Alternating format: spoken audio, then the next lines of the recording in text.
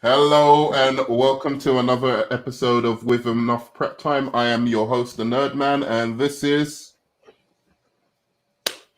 Live with StreamYard, Wonder Woman 84. Oh, I messed it up. I'm so sorry. I didn't know where we're going.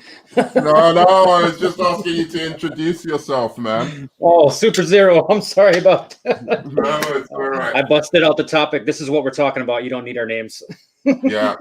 So today we're talking about, obviously, as mentioned by Super Zero, the Wonder Woman 1984 delay. I don't know if we want to get an article up on it, just to see exactly what's happening.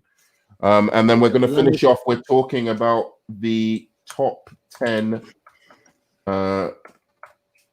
villains of in comic book movies. Oh, sorry, top 5. Pardon me. It's 10. It's 5 from each of us. Yeah, So, exactly. It would be. All right. We can push up Variety or Deadline. What do you think? I would go with Deadline. Okay.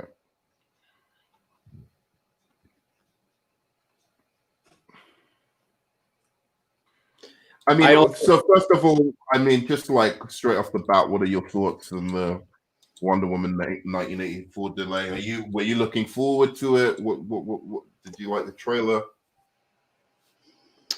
I cannot wait, but I want Gal Gadot to. I mean, she deserves so much. I want to see. Is it what's the actress's name from Saturday Night Live that's playing? Kirsten Stewart. Or wait, no, it's Kirsten Stewart. Kirsten Wiig. I just watched Kirsten Stewart in a film, and I didn't like it. Okay. but we won't talk about that. but yeah, Kirsten Wiig in a comic book film playing a villain. Anti-hero, isn't that crazy? That is crazy. I really hope she takes it seriously, though. I mean, obviously she's going to take it seriously, but I hope she makes it like a serious role. I hope she surprises everyone and makes it much more dramatic than comedic.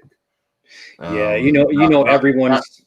That's what I'm hoping for with that, Cheetah, because I think a lot of people want to hate this movie. There's a lot right off the bat. Right. I don't know why. I don't know why. It makes no sense to me. It doesn't make any sense to me either. But I mean, there's people like us that want it to be good because these actors deserve it. Us as fans, we deserve a great movie. Patty Jenkins, that's the director's name, right? Yeah, she deserves to knock this out of the park as she did with the first one. It's really cool that we're getting. It's really cool that they're taking another chance. I don't think it's about money. I know that they got to the producers. They need to make their money back, but I don't believe that this is about just making money. I mean, they're giving her a chance that she deserves. I mean, and also I really do believe, like, I think Batman Begins is the best origin movie of all time. I think. Yeah, I gotta agree with you there. That movie.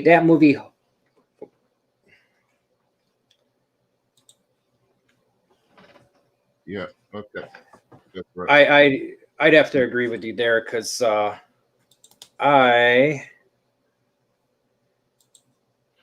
Yeah. So I don't want to give my full list in case we do an origin movie one at some point, but yeah, I think Superman 78, Batman Begins, and I would put 2 of the recent DCU movies in the top 10 origin movies of all time, and Wonder Woman is really, really high in there. Yeah, Wonder Woman's a great film. And I just think it's like, there's no reason not to believe in her. There are some things that I'm worried about in the film. I don't know that she's been given the best advice on what to look at in terms of Wonder Woman comics to like really read. Yeah, I wonder what they were like here, besides what they did this time, what material they gave her. I think from what I gathered from some just looking about a bit, because I was always curious because I'm a huge Wonder Woman fan. I think some of her comics are classics of the DC, and they're not elevated to that level, and they really should be. Some of Gail Simone's work on Wonder Woman, some of the 90s, I think it was early 2000s, it was Greg Rucka's work on Wonder Woman is really good. I mean, Wonder Woman has great runs like every 10, 15 years. Like there's a lot of shit. Like they always muddle with her and people trying to fix her rather than just, work within the remit of her story. And every time somebody just comes back and goes back to basics, they knock it out of the park basically and do a really great story. Using her villains, using her, and it becomes classics of everyone's favorite Wonder Woman runs. But in any case, I don't know if she's read any of those. I think they probably fed her a bunch of New 52 stuff. And yeah, that's what I was just going to ask you. If they were ever pulling from the New 52, because I haven't read any of the New 52 Wonder Woman material. Well, you might like it because if you haven't read, you probably won't like it now after seeing the Wonder Woman film. Okay. But if you had have read it before you saw the Wonder Woman film and you didn't know that much about her, then you might have liked it because it's kind of dark and whatever, and they're trying to Batman-nize Wonder Woman basically. It's basically, it's a little bit like what Man of Steel did to Superman. Is what they do to Wonder Woman in that. It's just like the Amazons are rapists who hunt men down and at sea and kill them so that they can have babies with them and all kinds of Really? It's like that? Yeah, it's all kinds of stuff. And you're just it's a good Elseworld, but to have that in the main continuity. Okay. See, that's when you said that, I was kind of like, this has got to be Elseworlds. This has got to be if things like that are happening, because that just does not seem like it would enter, New 52 ground. Yeah. No, but that was Dan Didiott's great idea to make every superhero like Batman. He doesn't seem to realize that what makes Batman special is that he's not like every other superhero. That's why we like Batman in the DC universe. And it's what a lot of Batman fans don't seem to understand as well. It puzzles me. It's like, why would you want Superman to be like Batman? Because if he's like Batman, then Batman isn't as special anymore. Do you know what I mean? If he's dark and brooding and Wonder Woman's dark and brooding and has a tragic past, and that's why if everyone has tragedy that makes them a superhero, then Batman isn't special anymore, Yep. So that was that anyway. And I just don't know if she's got that many runs of Wonder Woman that she's read, because she probably was looking at all of this stuff and what am I supposed to do with this? I'm not going to make fucking the Amazons rapists and stuff like that. This is crazy. So I can't do anything with this. So she probably just made it up, a lot of it, with the writer. I think the writer was a big Wonder Woman fan, actually, the writer of the first one. So he probably was referencing a lot of stuff. But her herself, I don't know how much she has to reference. So she wrote this with Jeff Johns, this one. So that's the only thing I'm kind of worried about. I wouldn't have picked Cheetah for the villain for the second movie at all. Yeah, that was crazy, because I know they wanted to bring her into the fold eventually. Yeah. But it's just as crazy as the casting, that the whole thing. Well, I just don't think she's a cinematic villain. I really don't. But I mean, if anyone can change my mind, it's probably Patty Jenkins. I think she's going to get she gets great performances out of her female leads, surprising ones. Going back to Monster with Charlize Theron that got her an Oscar. Yeah. Right. And then Gal Gadot people didn't believe in her acting. Some even say till this day she's not that great an actress. But she's very good. She wasn't fucking good in Wonder Woman. She's very good. Really good in Wonder Woman. So I think Patty Jenkins has a special kind of relationship with her female actresses and male actors. I mean, that's expected, you know. She just gets great, work out of them. I did not know. I'm sorry to interrupt you, but I had no idea that Zack Snyder actually helped write the screenplay too, for Wonder Woman. I think. I know they say he wrote the story. I don't believe it. Really? Yeah, see, I could see where you're coming from, because I can't see him anywhere in there.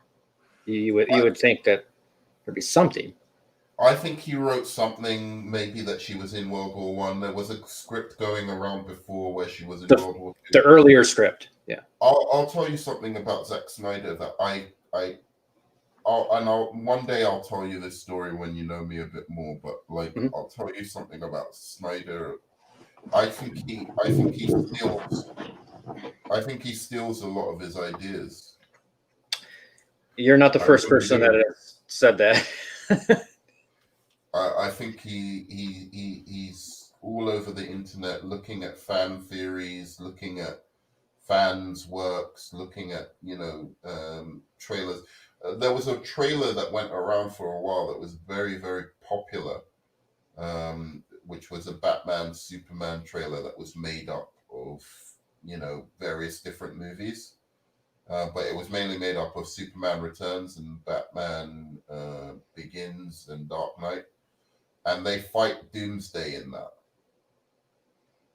You're talking about the first draft of the Wonder Woman script, like the earlier version, right? Yeah. It was a story by Zack Snyder, and I think he stole it from an existing script. Okay. But look.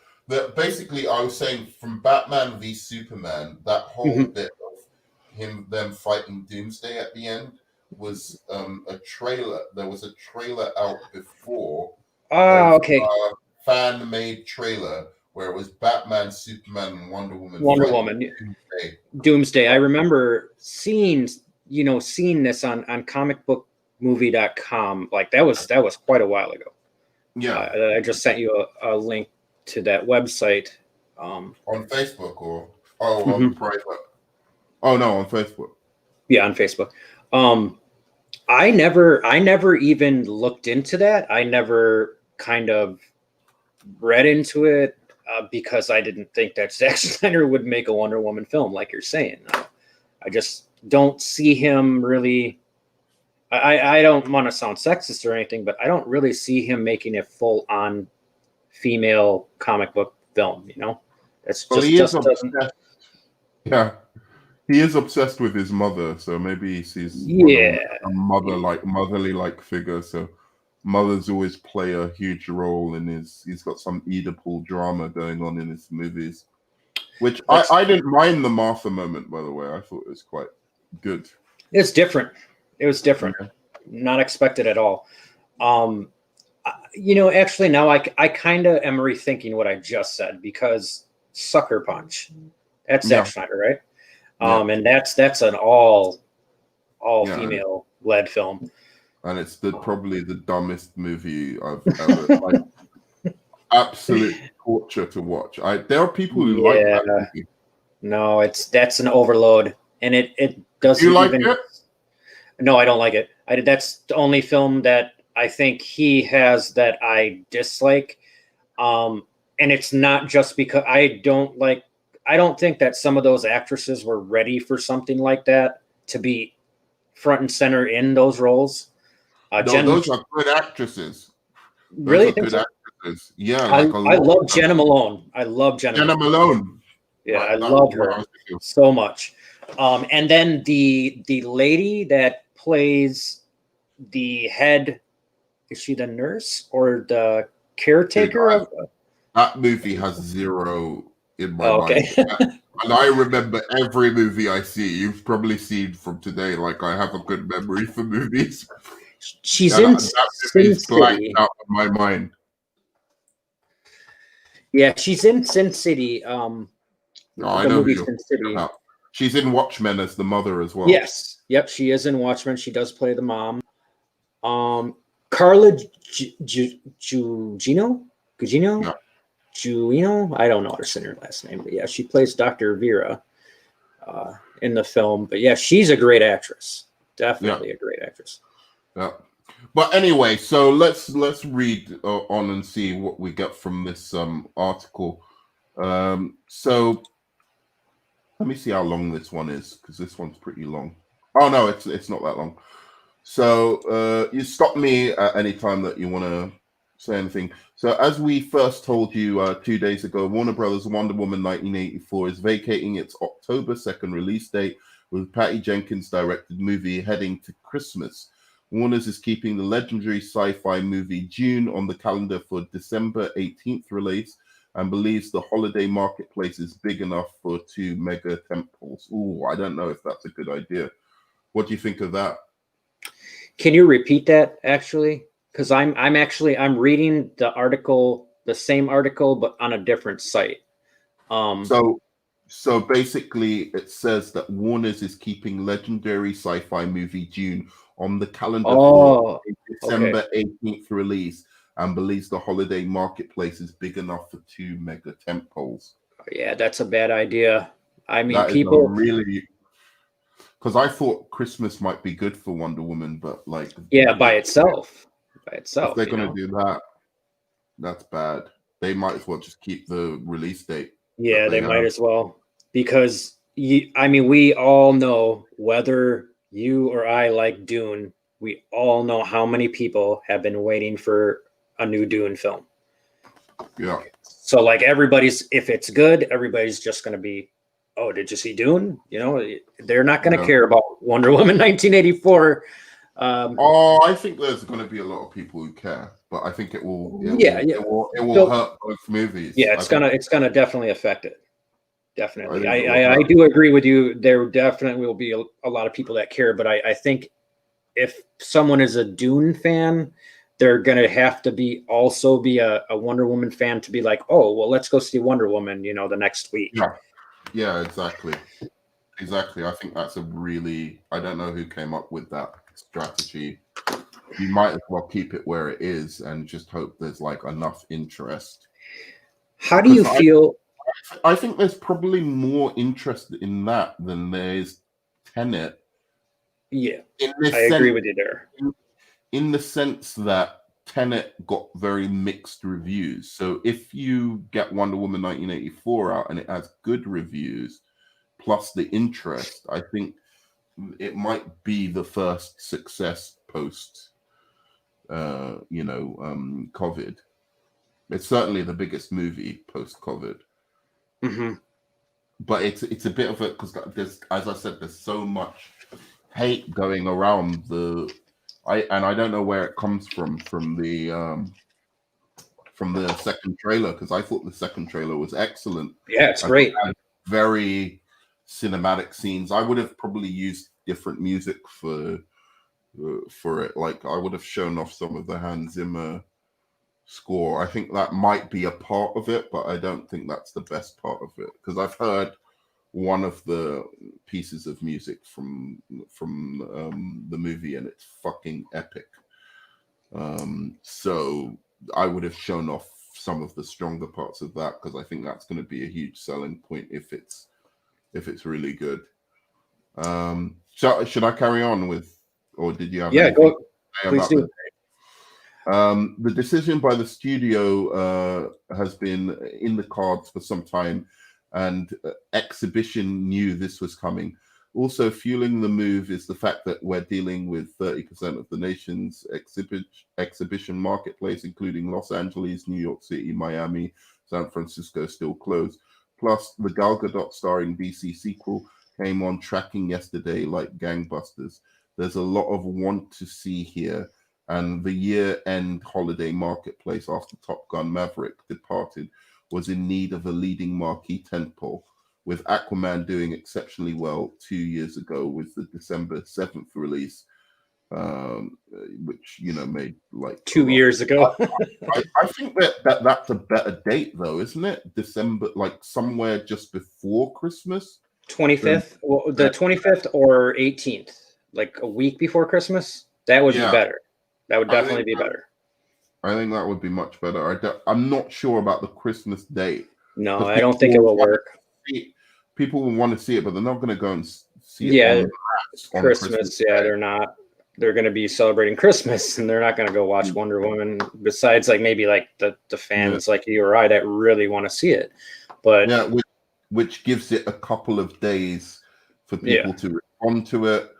And if there's hate, if the haters are out in mass, even if it is good, and there's enough haters out there who are like, like the first movie, they're like, everyone likes it, but there's just like these, I don't know, like these people who just are like, oh, it's average. It's just like Captain America and Thor. It's like, no, it wasn't.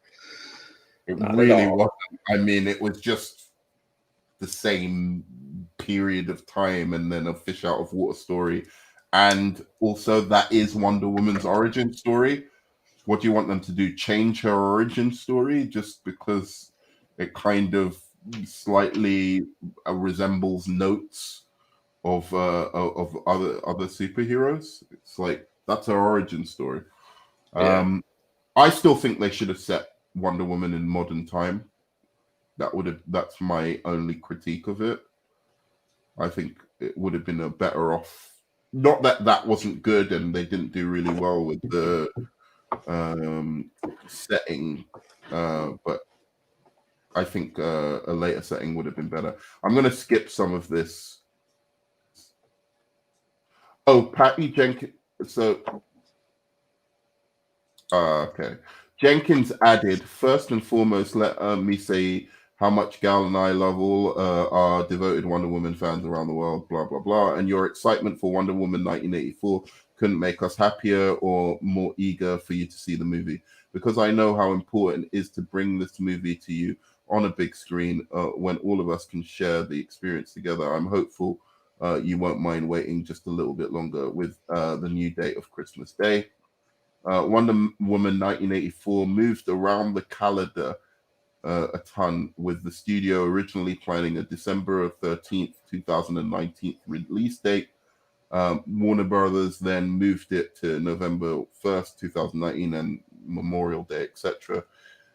Trailer, and then it just talks about the trailers.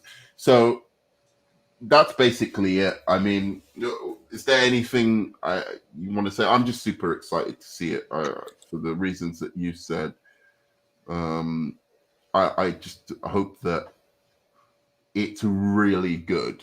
So, because it needs to be that much better, unfortunately. And I didn't even used to believe this, but now I really am starting to believe this. But it has to be a little bit better than male superhero movies. Yeah, I think it has a lot going for it anyways. I mean, we want it to be good. The first one was great. I mean, Gal Gadot's an amazing actress. And we're getting more Steve. We're getting more Chris. I hope that really. Sorry, go Chris Pine. Chris Pine. That's his name, right? Chris Pine. Is it? Yeah. Yeah, we're getting Steve Trevor back, and that's great. I kind of hope they don't. Ruin bringing him back, but I have faith. I have faith in Patty Jenkins. I have faith in the film. The script they move forward with, what I've read of it, the little bits and pieces are great. I love the comedy. I love the where it's not just like a Marvel film. They really bank on that humor aspect. Where the DC films, not so much. It's like they're more confident in their material. They don't have to bank on the factor of the comedy. The comedy comes in at the right place. It's more natural. It's selective. Wonder Woman movie, it wasn't like Wonder Woman suddenly winked to the screen and said a joke. It's like everything that was funny just came out of the situation. It wasn't like, we need a joke here. And so I thought, she was incredibly endearing as a character. But again, one of the reasons I'm like, the setting, what do they call it? where you have a setting in a different era. The period piece. The period piece, setting. The period setting. I thought the big problem with that is Wonder Woman is at her best when she's new to the world. Mm-hmm. Right. So she's a fish. When she's a fish out of water. Fish out of water. Yep.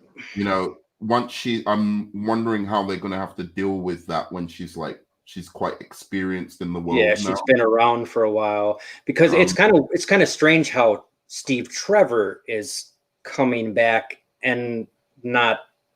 It's more Wonder Woman. You know what I'm saying? I don't want that to be a big thing. You know, like I don't want that to be a shtick that he's always like, oh, you know, the 80s. Oh, wow, the 80s. Yeah. I would have been much more interested, just like, you know, Batman Begins to The Dark Knight is. You're looking at the career of a superhero. The time span. That's a long time to master martial arts, to spend money and build gear, and you know that takes time to build. Like you're not just going to have a secret lair. The Batcave is just going to be built. You know that like all this takes time. And it's cool how when was the first one was World War I, right? So and here we are, 1984. So much time has passed to where she's gonna grow into being Wonder Woman, and that's cool that it happens. But I don't, like you're saying, I don't want them to. I don't want them to depend on that. You know, like the 1984 aspect. But it's like I feel like she should have been not over Steve, but like she should have been like somewhat over him by now. I mean, like you know, like to be still alone and whatever. It just doesn't make sense to me. I feel like they really missed something by not just having it in like a modern day, because Wonder Woman's origin, much like Batman and Superman, it's not tethered to a specific era. Like you don't have to.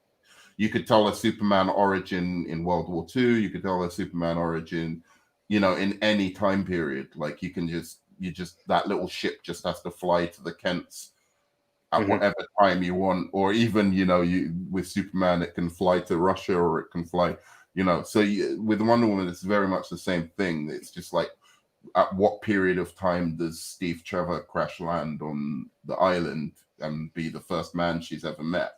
So that could happen in the 90s, that could happen in the 2000s, that could happen in any time. And so I think the story would have been a little bit more organic if they had just set her in the modern time, and Batman, Superman, and Wonder Woman all come like relatively at the same time. I find that more interesting. But hopefully in the next trilogy, that's what they'll do. I'd like to see kind of how it was in Justice League, where everyone played off of each other. So it's like the teamwork of the seven, or of the Justice League of everybody. Because we're not going to get to see that. It's not like we're going to be like, here's another Justice League film anytime soon. You know what I'm saying? So we're not going to be able to see them all interact together. So I mean, I'm hoping they nail it, because then we'll get the interaction with other characters, and that's kind of what I'm looking for, because we get a lot of just superhero origin films, or 5 years later, and I kind of want to see the group dynamic. I know it's about Wonder Woman, but I kind of, like I'm saying, I want...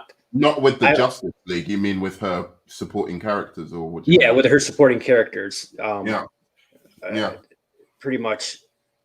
That's why I like Kirsten Wiig being in the film. I like that they're bringing in... Is it Chitara or Cheetah?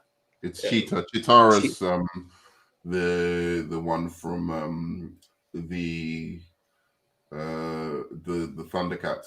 But with Cheetah, it's not one of her best villains. I would have gone with something else, like the Circle, or the Gorgon sisters, which is Medusa.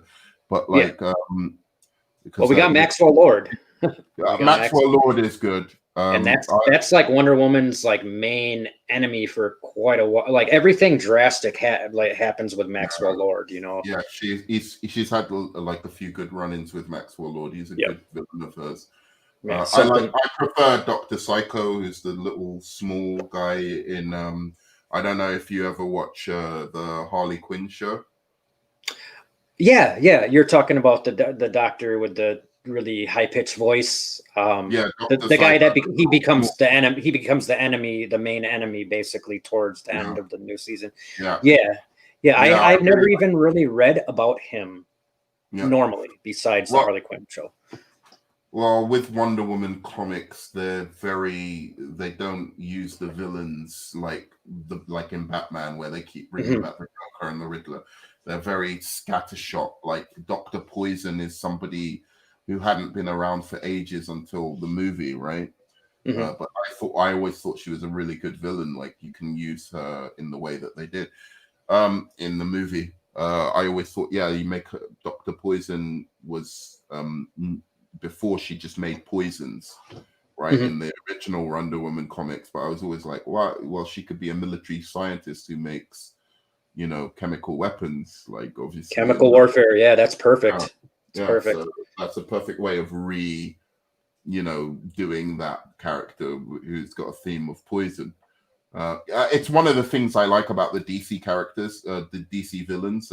Before we get into our top 5 villains, is they all have these gimmicks which you can update. Like the Riddler has riddles, and you can always update and say, like, make it more modern. And how exactly would that work? Like now they're making Riddler like some guy who's like does these like Mensa level intellectual riddles, whereas before it was just like very basic riddles he'd leave for Batman, and it's like everybody knew the answer, So I like that idea with the DC villains of how you can update their gimmicks, like the Joker, or it's like clown. Ares is like a god of war.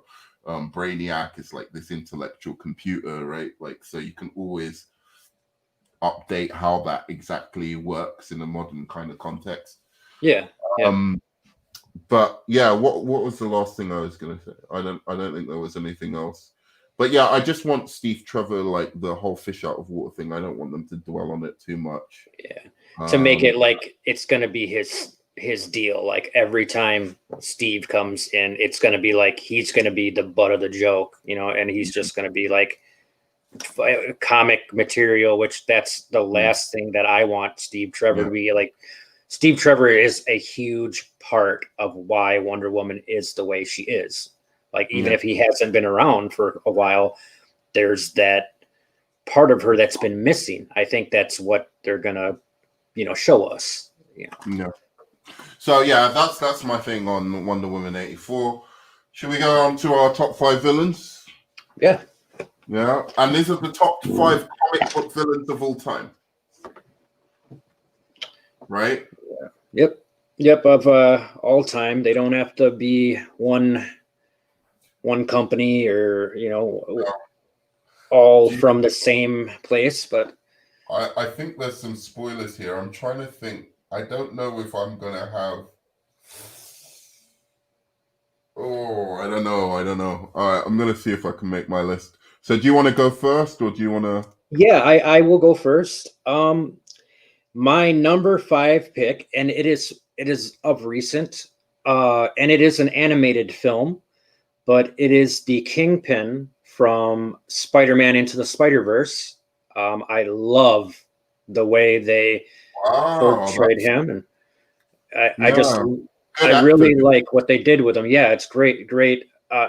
It's just everything about it was surprising, and I was kind of put off by they're making a film and bringing Miles into play, and I thought the animation was just going to be not that good, and it blew me away.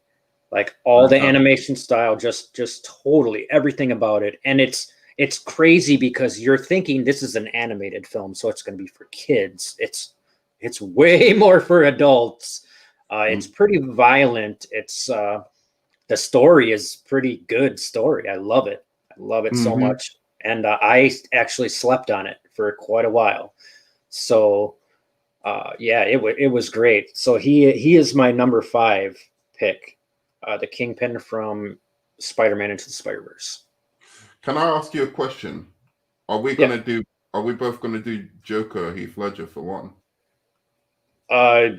I would imagine so. So, and that's my number 1 pick. I don't care. Everybody. Should we take Joker out? Just we can't use. Yeah, we probably should just not. And then both of us would obviously pick him. We can talk about Joker Heath Ledger versus Joaquin Phoenix at the end, maybe, because anyway, we'll go. Or we could, because we're both gonna pick. We both would obviously pick him. We could just use him as our honorable mention, and then we could get into which is our favorite Joker and why. I mean that makes sense. Yeah, that's my number 1 pick. It will always be my number 1 pick. It's a really good one. It's a really good one. Let's leave that to the end. We'll leave that discussion to the end. Yeah.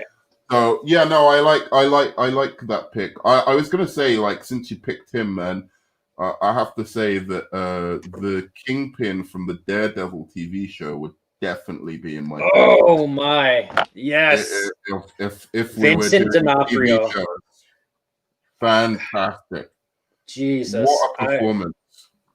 That's like Heath Ledger level Joker, but somebody else, like. And he is built for that role, where he was meant. That he is Kingpin. Yeah, I mean, I have to say, like, that's definitely, like he would be on. And you're right, it's Heath Ledger level. Like he's got to be. He'd be right there with Heath Ledger, right there. And I love the plots. The writing was so strong for him. It's not like as good as Vincent D'Onofrio was, which he was excellent. The writing was just so strong for him as well. He had this way about him, like the way that he talks, the way that he moves, the way he interacts with every other character.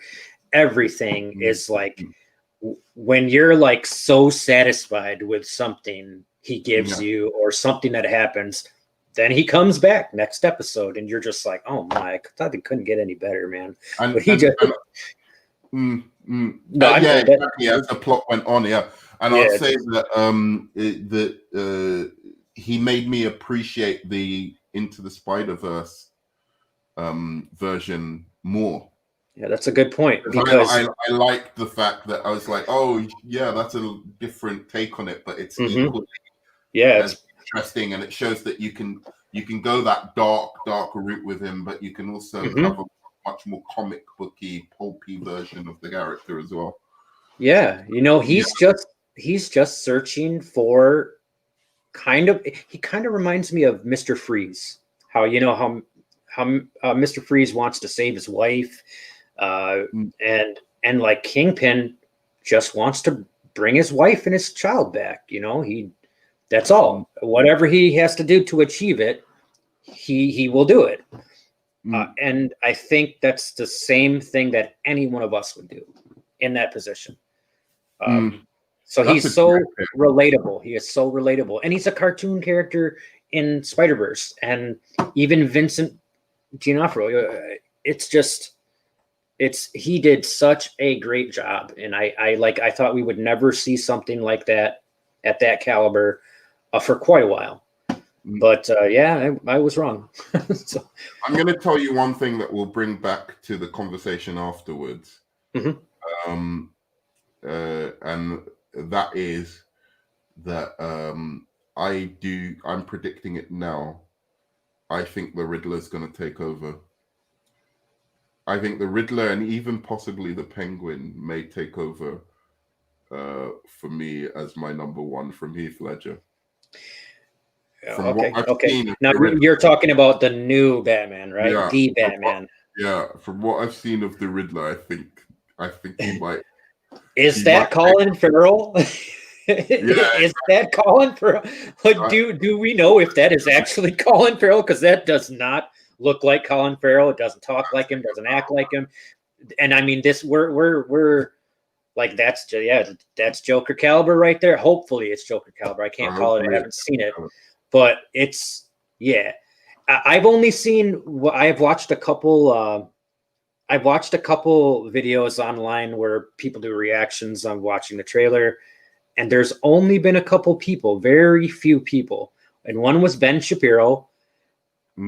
Right when Colin Farrell came and he was like, "Whoa, this guy's crazy!" When he's driving in the car, he's like, "Oh, there's Colin Farrell," and then everybody else is like, "Who the hell was that guy?" I saw it the second time because I was like, "Oh shit, that's Penguin," and then I was like, that's got to be Penguin. Colin Farrell. Yeah.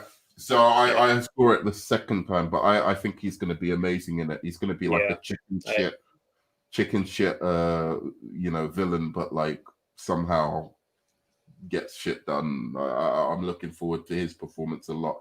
I think he's going to be a little bit overshadowed by the Riddler, but then when people look back at it and really look at the performance, they're going to be like, he did a fucking hell of a job. So I think, talking of duos as villains, I'm going to put my number 5 because it's a little bit of a cheat. Because I'm going to do a duo because I literally can't say one without the other. And that's Batman Begins, Scarecrow, and Ra's al Ghul. Okay. That's a tough one. I couldn't pick one or the other. Now, the Scarecrow has a weaker ending, but they underutilized him.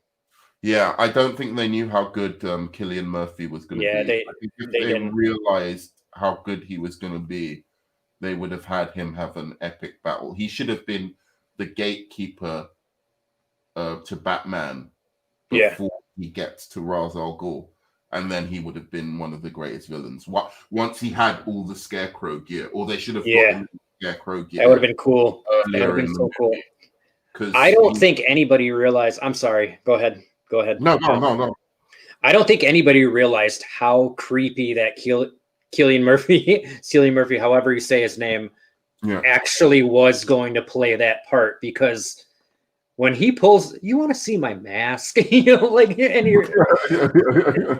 it's like right when he from that moment on, it's like, this guy is creepy as shit. I don't want to be a test subject of that gas. He was so good, and then we have Ra's al Ghul, and I just loved performance all through the movie. I really did.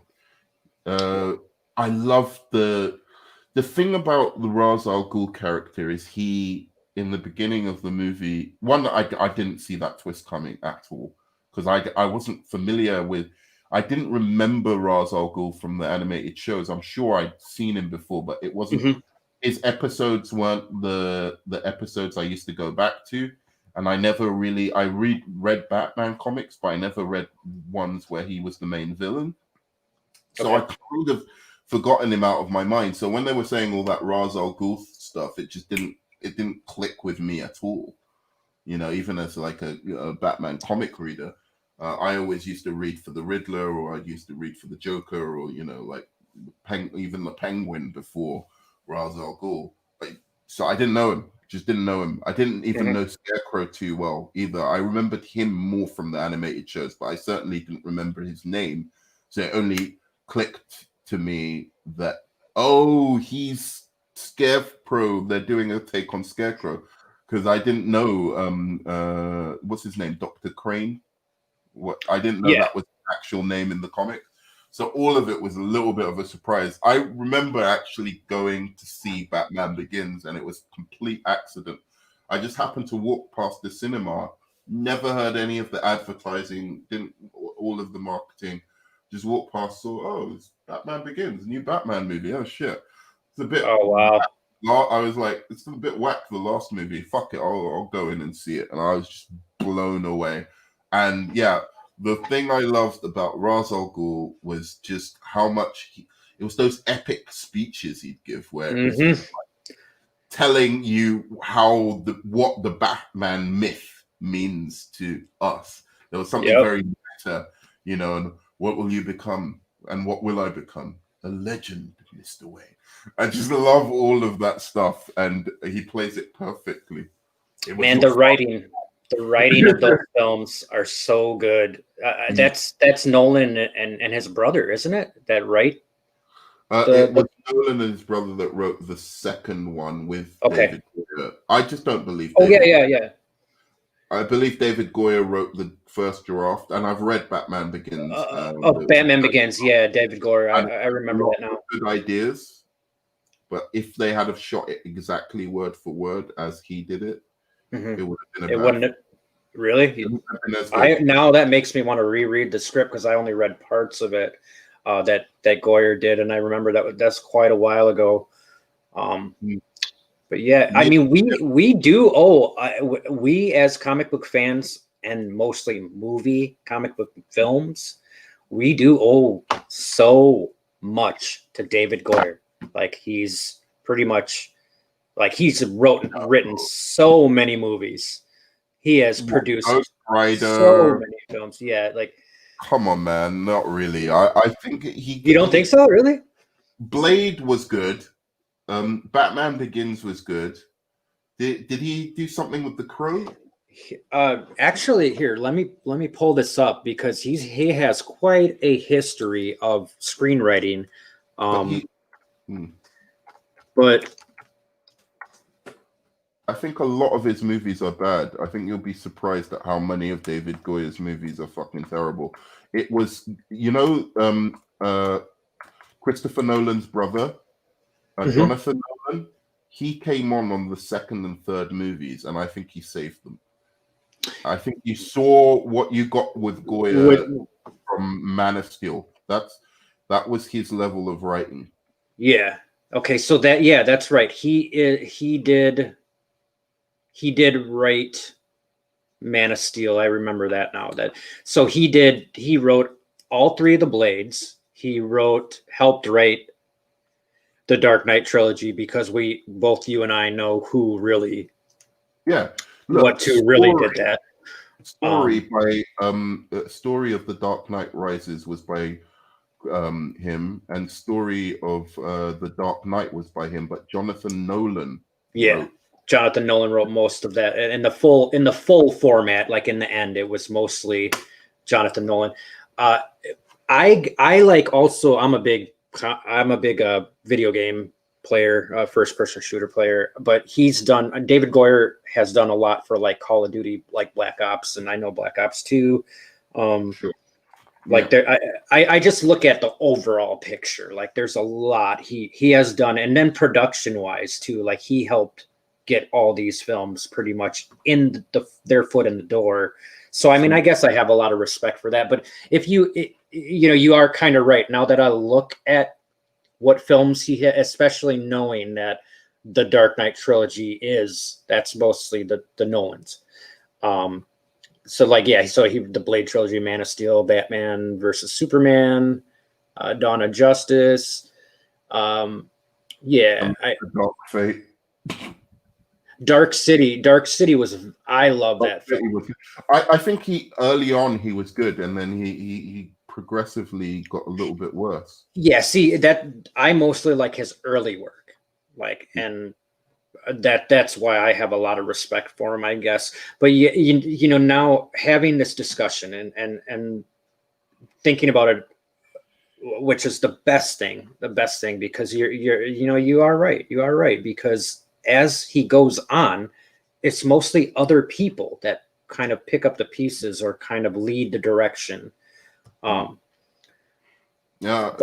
really wish Jonathan Nolan had stuck around for Man of Steel, because I think he's a good ideas man, Goyer. So he's got good ideas, doesn't quite know how to execute them. Even though you like Man of Steel, you'll admit that Batman Begins is a far superior movie than absolutely. Man of Steel. Absolutely. Okay, all right. And not just because I love Batman the most, but it has nothing to do with it. But yeah, that was definitely well written, a lot better.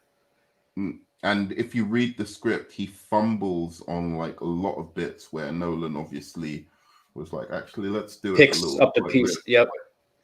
and it just worked out better. And yeah, a lot of the speeches by Ra's al Ghul, which changed, I think, by Christopher Nolan, probably was like, that's not quite working. But yeah, no, fucking this guy who plays Ra's al Ghul and Scarecrow, they're so underrated because of what fucking Heath Ledger did in the next movie, which is exceptional. But yeah, it just that overshadows everything. But people rate Bane higher than Scarecrow and Ra's al Ghul, and I'm like, what are you talking about? Just because someone did more of the movie doesn't mean they're better. I mean, it's before we go on anything else, do you think that the first and second film, do you think the third one kind of falls off and loses a little bit of what they make it in the first and second one? The realism, I mean, let's face it, like the first and the second one were way more realistic, and like I could actually see things like that happening more than a city getting taken over and them cutting off the bridges, and they kind of strayed away from the realism in the third one. And that's like, I love the film. I love what the actors did for the characters. But it's like, they're like, well, we did it. And the final movie is here. So we can just make the third movie, cause they didn't have to really try and duplicate. Also, yeah. Yeah. So you know what? I think looking back at The Dark Knight Rises, that I was a little bit hard on it. Really? Yeah, I watched it. Either that or I'm getting dumber. I know I'm more easily satisfied. I'm not sure which one it is. But I watched it a while ago, and I was like, it's not as bad as I remember it. It's not. I remember liking Catwoman a lot, but I thought she was miscast. I thought she did a hell of a job. She did the best she could, but I thought she's totally miscast in the role. Yeah, she's not the person for that role. She looked good. She did a great job, but I was not convinced that she really even cared what happened. No, she cared. She did her best, and Hathaway did her best. But I just don't like when you've got, like, for me, you don't go Michelle Pfeiffer and Hathaway. It's like, see, that's the thing right there, right? And that's why I'm even worried about the next Catwoman, because I think she's an even worse actress than I don't think she's. That's the only actor in that film, actress, that I am not confident that she will do as good a job as everyone else. Like, everyone else is going to do great. I have to be convinced that she's, Catwoman. She looks great though. Yeah, the suit is cool. But I just hope they bring a bit more of that flirtation but in a more real way, maybe a more gritty way. I don't know how that would work, but like that they had in Batman Returns, because that's what made Michelle Pfeiffer as Catwoman, the suit, the role, the film. That's an amazing film. It's great. Yeah. That's a really good pick. Anyway, I couldn't decide. Anyway, I guess that's a good segue into your number 4. Yeah, my number 4 is Mama from Dread. I love. Such a fucking good one. I love her so much. You've got the same taste in shit, man. I would have put her on the list. I didn't even remember that. Thank you. I love what she did with, like, I'm watching Game of Thrones and I'm like, wait, that's the same person, like, that's the same person. And I'm just blown away because I was so addicted to Game of Thrones, and all the actors and actresses did pretty damn good jobs. I mean, that show fell off, but the guys making it kind of they had their own agenda. They had their own mission. But but yeah, let me see what her name is. She was amazing. The character was amazing. That was like I'm reading the comic, watching the film. You know, like this is her. Like a comic book. That's one of the most underrated comic books. That's why I'm like, I'm sorry. I'm. You might love this film. I don't know, but Logan, I'm like, best R-rated movie. R-rated comic book movie. Fuck off. Get the fuck out of here. There's like. Yeah, I don't agree either. Like Watchmen is clearly ahead of it. Yes. I think I prefer to watch Kick-Ass than you know Kick-Ass. I love Kick-Ass, but I mean I love the writer in itself. Yeah, it's got Nicolas Cage. You can't go wrong with Nicolas Cage. Yeah.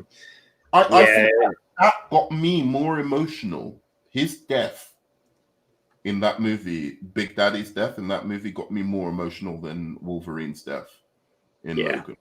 That's just me.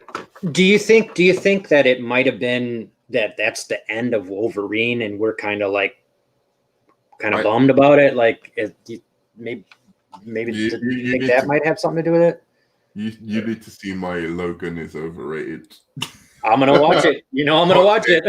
Not my hot takes on it, but I won't go into it that much. But like, yeah, I'm not a big fan of the X-Men series, and my favorite X-Men movies are the ones actually without him in it. Although Logan is really, really high up there. Logan is good. I'm not saying it's bad. I just think it's overrated. I think it's really good. I can agree with you to a degree. I can agree with you about that. Say it's the best R-rated movie, and I'm looking at Dredd, and I'm like, on every fucking level, it's better. Like artistically, cinematography, like just forget about it just being a comic book movie, but just the cinematography, the intelligence of, how they used the slow-mo drug. Oh God! Beautiful shots. Yeah, so much.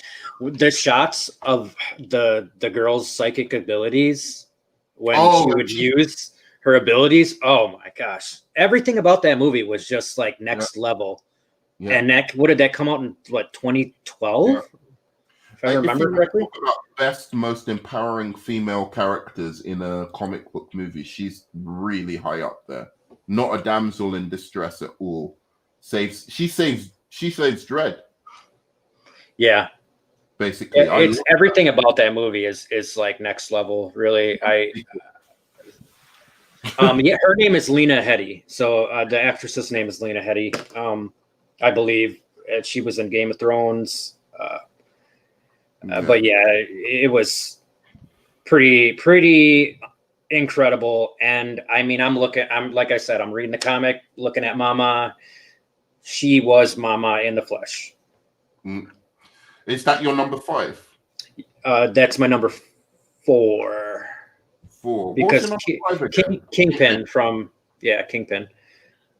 That's a fucking good one. I don't even know if I've got any better than that. I'm gonna come with. I'm gonna get this one out of the way. Have I taken him off? 5 was Your 5 was Scarecrow and Ross. I was thinking there's one in Sin City that I like, but I don't think it is. There's good villains, but the heroes are better in Sin City than the villains. Oh, Sin City, that first one was so good. They just waited too long to make the second one, or else it would have done fine. Yeah. It was too long. But like I do remember no, there's no villains in that one that I think are. I like the Yellow Man a lot, but like he's not one of the greatest comic book villains. Okay, so I'll just go for my number 4 then, which is Dr. Octopus, Spider-Man 2. Oh yes, yeah, definitely underrated. That's one of my favorite comic book films of all time. Really, for the time they made it, for what Sam Raimi was doing. That is a time that we don't get to see a lot of studios be like, you did good in the first film, do what you want with the second, just do your thing, just do it again, but bigger, and we don't get that. They don't let that happen a lot. We don't get it at all. Spider-Man 2? Did it hit $1 billion? I don't know the exact. I know when adjusted for inflation, it definitely did, but I don't know if it actually made $1 billion. We will see real quick. But about Dr. Octopus, while you're looking at it, I don't like Spider-Man as a character. It's very hard for me to sit down through his films, especially the MCU ones, and even the second round of ones. I like the first ones, the Amazing Spider-Man 1, but 2 just went completely off the rail. Yeah, the Amazing Spider-Man was kind of weird. It was a really strange transition from Sam Raimi to the Amazing Spider-Man. It just... Do you know one thing I really wish, because it ruined his career anyway, is that in the Amazing Spider-Man 2, Dane DeHaan, who plays the Green Goblin, I so wish... Chronicle? He was that guy from Chronicle, right? I so wish, for what Zack Snyder was going for, he had have chosen Dane DeHaan to play Lex Luthor rather than Jesse Eisenberg. You know, he's going for a young genius Lex Luthor who's like spoiled and, you know, whatever. I would have that wouldn't have been the Lex Luthor I chose for a movie, but since you're going for that like kind of Mark Zuckerberg kind of like genius, like entrepreneur. Okay, I can see it now. One, I would have made him he made his own money himself. I wouldn't have made it like his dad's money. And then the second thing I would have chosen, it changed, is made it Dane DeHaan, and I think it would have been fucking... He would have had that sinister edge that is needed, even though he's a dweeb, you know, in front of Batman and Superman. But his intellect is just so powerful that he can play them like chess pieces, and I think it would have worked a hell of a lot better. Just my thought.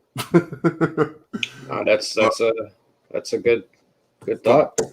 But going back to Doc Ock, I was saying about Spider-Man, I really like the Raimi movies a lot, but it's just I don't like Spider-Man.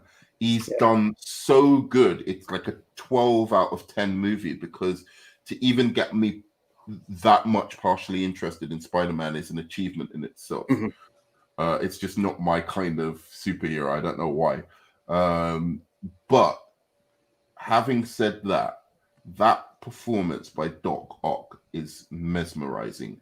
It's the only reason I go back to that film, and it's just a great and shout outs to the Green Goblin from the first Spider-Man as well. He did a great job casting the villains in all of that series, and he did a very good job. Was great in that. But Dr. Octopus, what do you have to say last things about Dr. Ock? I can't say anything bad about it. It's a really good pick, and great film, and great actor. Yeah, he's a wonderful actor as well, the actor. Such a good character actor. Yeah, he really is. Yeah, that's a good pick. Go on, number 3. My number 3 pick, and I don't know if people would still consider him a villain, but it's Loki. It's like I just love Loki, and I love every time he comes on screen and there's Thor. I love the dynamic between the two of them, and the actor. Oh my gosh, he's good in anything he's in, and he's such a fun character, and they really made good use of him. And I mean, look, that's why he's still around, you know. Okay, I don't want you to spoil it for me. I was going to ask you if you think he's the best. No, don't spoil it for me. The best. What'd you say? The best? The best villain in the MCU. But don't tell me. Don't tell me, because then you'll spoil it for me. I don't like Loki. Really? Yeah, I don't like him. I think he's done as well with the material as he possibly could. That's why he's there. I can't put him any higher. But he was better in the Avengers, but he is a good villain. He's a good villain for the tone of the movie. I think it's the tone of the MCU movies, which fits well. He would round off my top 15. He'd be in my top 15. But I'm sorry, it's not that I don't like him. I think no, not at all. It doesn't matter. That's all right. He was a bit overrated, but I could see that. I mean, he's in almost every single film. You know, he's there. Yeah. He's always there. But I mean, that's why I'm saying he's still there, and they made great use of him. In the Avengers. Yeah, we're not gonna get that a lot from here on out. You know, where things are going to be broken up. There's a lot of things that we're going to get, maybe too much. You know. But we'll see what happens. We'll see where they go and how successful the things that they're taking chances on are going to go. Because I don't even think Eternals is really going to be that big of a deal to some people. But I think Jack Kirby, bringing Jack Kirby visually into the universe, that's the key to the whole thing. And it doesn't really matter what characters you bring, as long as you have that Jack Kirby feel, as long as you know the aesthetic, it'll be all right. I think the one I'm most excited about is your one, which is Doctor Strange. I was excited to see where they went with Black Panther, although I wasn't the biggest fan of the first Black Panther. R.I.P. to me neither. Boseman, but wasn't a massive fan of the film. But I love that like kids could have that, like not just black kids, but like kids to, you know, you need to show these kind of heroes. And I think, you know, like with a lot of black heroes, there's you know, you've got like all these great godlike beings with chiseled, you know, whatever in the Justice League. And then you have this monstrous robot who's, you know, is not the best thing that kids want to look up to in comparison with Superman and Batman, Wonder Woman. You know, you hardly want to be a metallically, you know. So it was nice to see like a black hero who could probably stand with the Justice League and not look odd, you know, and look like so I enjoyed that about it, but I just wasn't a great fan of the storytelling. But what were we talking about? Why? Oh, so the things we were excited about in the MCU. Yeah. So your Doctor Strange, and I think Black Widow actually looks good. Oh, I cannot. It's a little too late, but that doesn't mean I'm not going to enjoy it, because I think she, out of every single person that has ever been cast in the MCU, she deserves this the most. She really does. She is the glue of the Avengers at almost all times, really. And she's become better and better with each movie. Every time. She's like wine. She, you know, she's just got the taste has just gotten better and better and better as it aged. She was the best in Endgame, I thought. I liked her, and Robert Downey Jr. the best in Endgame as well. I thought she's just got better and better and found the character more and more with each passing thing, and I think she's really gonna knock it out of the park. I love her so much, and the actress that is picking her up, that's gonna be Yelena. I love that actress so much. I'm like in love with that actress. She's so good. And I think if they keep her as the new Widow from here on out, it's going to be really good, because she's going to, hopefully she's just going to knock this out of the park, which I believe she is. By the way, if you don't agree with one of my choices, or if you think it's a bad choice, make sure you do tell me. Don't hold back. But yeah, Loki, I again, it's nothing to do with Tom Hiddleston. It's nothing to do with he couldn't have done it any better. He really couldn't. I didn't like Thor the movie very much, but me neither. The first one, nope. Yeah, I didn't like it. Certainly the best thing about it. Every time he was on screen, I peaked up a bit. So I can see what you're saying. I just guess I never saw him as a villain.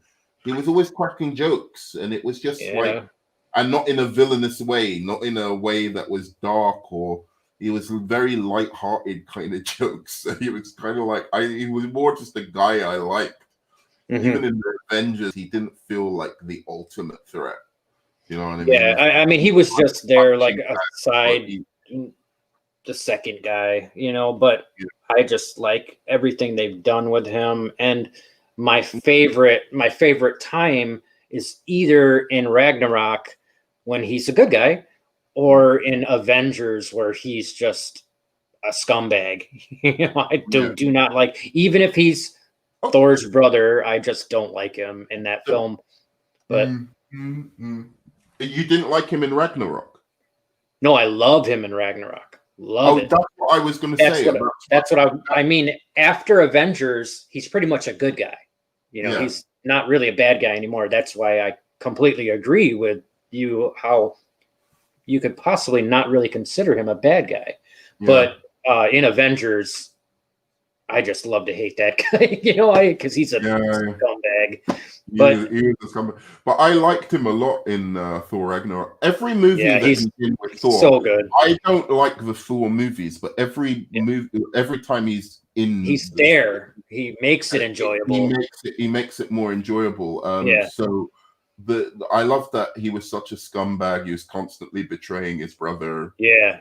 Even still in Thor Ragnarok. You know? Yeah. So their dynamic is kind of good. I think he brings the best out of Chris Hemsworth whenever he's on screen. So you know what? You may have convinced me. Maybe I'd move him up a little bit. It's just I don't like the MCU's form of villainy.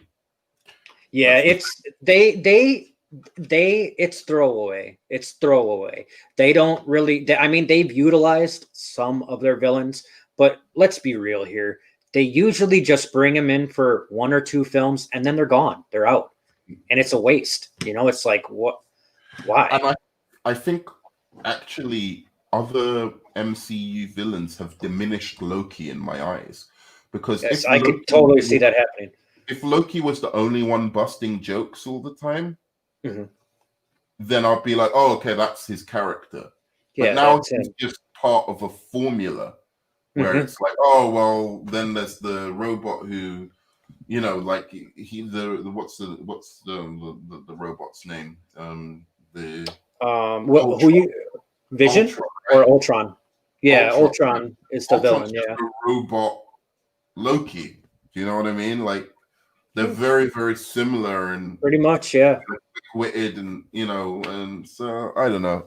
It kind of diminished it for me. If he was the one who was like that, where he was just a bit of a wisecracker and whatever, it would make his character a little bit more individual. But you've convinced me. That's the one thing I will say. You have actually convinced me about Loki. Like, looking back at it, every time he's in a film, he's probably the one I like the most. The only one where I'd say that isn't the case is in Avengers, and that's only because the other characters were really good in it as well. Yeah, they're really good. So it wasn't like you know. All right, so we'll try and hit the rest of the 3 quite quickly. So is it my number what? It's your 3. No, it can't be. What did I say before? Ra's al Ghul? You had Ra's al Ghul and Scarecrow, and then Doc Ock, and I believe. Oh, okay. So here's one that you may or may not like. Number 3. I don't know. I'm not even sure I believe this, but number 3 is Amanda Waller from the Suicide Squad. That's a good choice. I don't care what place you put Amanda Waller in. I love her. I love Amanda Waller. I would be scared to. She's like Homelander, kind of, except she doesn't have superpowers. She's the boss, you don't know when she's really upset because she has that kind of like sarcasm sense of humor to where she might be kind of like being a smartass, but she's really pissed. She's not happy with you. And I mean, she's constantly reminding you that you have a bomb in the back of your head if you don't agree with her or if you don't do what she says. No. So, I mean, she's just doing her job, and she's scary. She's a scary woman. That's a good choice. Well, I'm glad you liked it. I think she doesn't get enough credit at all. No. In the DC, especially the actress that plays her too. Villain. Yeah, I thought after seeing that performance, I thought she should have been made the Nick Fury of the DCEU. Yes. So that, like, instead of the Nick Fury having the good guy, you have the evil mastermind. The evil mastermind who's like putting all the villains to face the Justice League, who's working with Lex Luthor, who's like behind the scenes. I thought she could have done all of that. I thought that's what they were going to do with her when I saw the end of Suicide Squad. Batman meets her. It really kind of pissed me off that they just relegated her in the third act to being trapped under that girl's power. And she just kind of like, was levitating, and they pretty much just kind of like, they used her really well in the first act, the second act, great. But then the third act, she's just kind of like, oh, yeah, remember Waller's, we still got to help her. Yeah, but I feel that was her villainy. I feel her villainy wasn't so much of her being a mastermind, even though she was pretty smart. Yeah. But I feel it was about her hubris. It was about, showing how her ego was leading to her downfall. Yeah, that's a good point. She couldn't really control the forces and the powers that she wished, that she thought she could. Yeah. She wanted to unleash. Yeah, that's what it's all about. Anyways, that's what Suicide Squad is about. Yeah, you can't control these people. And do you like the film or you don't like the film? I don't think you do like the film from what you said. Suicide Squad? Yeah. I love Suicide Squad. I don't like the way it played out. Yeah, I don't like the way it played out, but I love that it happened. And I can't wait. James Gunn is like one of my favorite directors. And I think he is the man for that film. Yeah, like I agree with you. Like anybody that I'm sorry. Go ahead. Anybody that has not seen Super by James Gunn needs to see that and then go watch Suicide Squad. Okay. But it's pretty great. And then if you watch Super and you're like, okay, yeah, he's definitely perfect for Suicide Squad. But you were going to say something? Oh, I was sad that he didn't bring Karen Fukuyama back, which I talked to you about earlier. Yeah, she's annoying. She's so great. But let's check if anyone. By the way, if anyone is watching, I don't think anyone is, but if anyone is, feel free to comment and.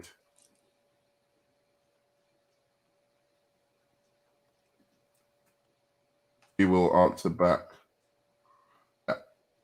Eventually. Yeah. I think her performance was exceptional. I think the thing I like most about that character was the performance rather than the way it was written. I think by any other actress or a lesser actress at that would have been a terrible part. Really, really awful. But she just brought every evil, maniacal action to life. But then there was the stupid stuff with her using a pencil to control. Yeah, the heart. That was dumb. Woman, rather than having like a big bomb trap where it's all like plugged in and behind metal sheeted walls. Like you'd think she'd do that rather than have it right there. And there were just silly things in the writing that just needed like a touch up. Like if you think about it, come on, like that's dumb. Like nobody of all you brilliant fucking Hollywood people thought, wait a second, why is she controlling the most powerful or one of the most powerful beings in the universe with a fucking pencil? And, you know, get her out with some more high-tech stuff to do. Yeah, the heart in the what the metal what is that called? The suitcase. Yeah, the metal suitcase. Seriously? You're like, you have the suitcase handcuffed to you. You know, like what? That's how you're gonna plan on dealing with her, like you said, with a pencil? Like that was bullshit. You know, it was bullshit. But I don't think they knew what and where and how they wanted to do everything they wanted to do. I just think they knew the goal that they wanted to accomplish with Suicide Squad. Well, he wrote it in 2 weeks. He wrote the script in 2 weeks. They needed another draft or whatever. And also with you know, this one of the complaints that they often have is like she claims that she wants this person to fight Superman, or she wants the Suicide Squad to fight Superman, and it's like, well, how are they going to do that? And I think, well, if you factor Enchantress into it, they could. So her plan is valid, you know. But people say she's stupid for thinking these guys could take on Superman. No, these guys are disposable. Pretty much that's the main thing. Yeah, with Enchantress, they're a pretty good team to take on Superman, actually, because you know, you've got Deadshot, maybe a kryptonite bullet, whatever. You know, like there's things that they could do, but Enchantress is the main thing. Like, right? You know. So I don't think that was that silly. It was a little bit silly. They could have had a few, and also the fire guy wasn't bad as well. I mean, with his magic fire, you could do something if the fire is magic, and it might harm Superman. So there was elements where I was like, they're being a bit too critical. Like if you think about it, I think they've made their Superman in their universe too powerful, which is why people feel like that way. Like Superman in the comics is a little more able to be hurt by certain, you know, metahumans and stuff like that. But they needed another metahuman, basically, in the Suicide Squad. And also, by the way, an aside, and this is the last thing I'll say on it, that I thought Cheetah should be in Suicide Squad 2 rather than be the main villain in a Wonder Woman movie. I thought it would be much better to put Cheetah in the Suicide Squad and have Wonder Woman do a cameo. Yeah, that'd be cool. That'd be cool. I mean, it'd link them together. Yeah. Kind of like they did with Batman, because they didn't even really need to put that cameo by Ben Affleck in there. And then it's kind of funny that they filmed the scene and then they only put a small portion of the scene they filmed in there. They didn't cut it. They just were like, we're just not going to use it. It's just kind of like, well, you're underutilizing, you know, how you're going to go about making these things happen. It's like, that's kind of pointless to do. Like, what is the point to start doing something and then just be like, well, we'll just forget about it? Well, top 5 worst villains is Joker, so I think we can move on from there. Joker. So what's your number 3? My number 2 would be Ulysses Claw. I love that. That's a good one. I love the actor. I love how they started him in Avengers, the Age of Ultron. I love what they did with him in Black Panther. I hated that they killed him. They shouldn't have killed him. No, he was the best villain in the movie. He was like in the fucking everything. movie. Everything about him. He's a badass. He's got a sense of humor. He's got a super hand. He's got like everything. He knows his shit about Wakanda. He's a master thief. Super racist as well. I love it. I loved it. You know, I loved it. And that's the thing that I disliked about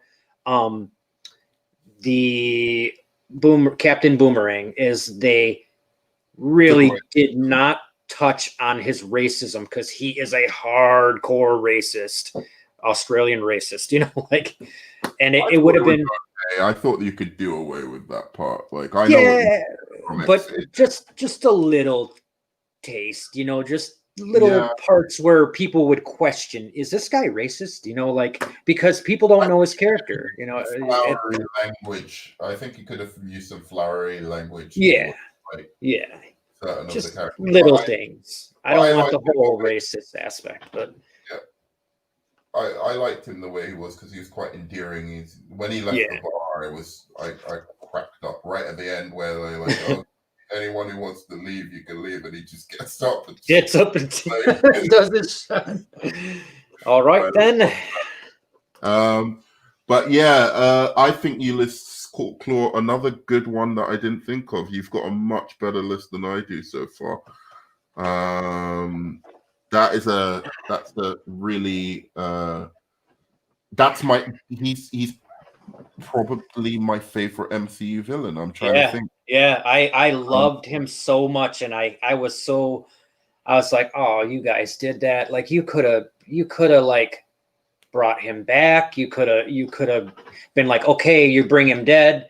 Well, now we'll give him the heart shape. You know, we'll give him the heart shaped herb. You know, let's bring him back and then put his ass in jail. So maybe see if he learns his lesson, because I mean, let's get real, man. The Black Panther, it's about family and forgiveness pretty much. Like, that's a big part of it. And that's a big part of like Black Panther and Killmonger, and which is like amazing dynamic, because if somebody left you and killed your father and you knew about it, you would kind of hold a grudge for the rest of your life. And he became a soldier and he hunted people down. You know, he did his thing. He is the most jaded but intelligent character besides Ulysses Claw being underutilized. And, you know, it's like I loved everything about both villains. So yeah, Ulysses Claw was so good. I'm forced to give. I have to. I'm compelled to do this. For any MCU fan, I have to give an honorable mention who should be in my top 5, and I didn't think of it, but I cannot take my top 2 off because I love them too much. But I'm gonna have to do this. There's a really, like, I can't believe it's what's his name? I don't like the movies as much as other people do, so I've forgotten the name, but the one character I did love in these 2 movies, in Infinity War and in Endgame. And it's one that I like just a little bit more than, if I was doing an MCU top 5, Ulysses Claw would be there, and then this guy would be just above. And I think it's something Charlemagne Moore, or he's basically the servant to Thanos, who can do you're talking about the Maw, Ebony Maw. You're talking about Ebony Maw. Yeah, he's sick. He was so cool, and then I hated that they just crushed and killed all of his entire crew. You're telling me these are Thanos's bodyguards, Thanos's pretty much best fighters, and they just, every single one of them, it's like when they have to deal with them, they deal with them, and then they're gone. It's kind of like, oh, you guys kind of just shit all over Thanos's standing at my window side crew. Really freaking me out. Sorry. Oh, that's all right. Hello? Hi, how are you? Sorry. Okay. Huh? Hi. Hi. Sorry. Hello, no, it's just you scared me. Don't worry, but it's okay. Don't worry. Hi.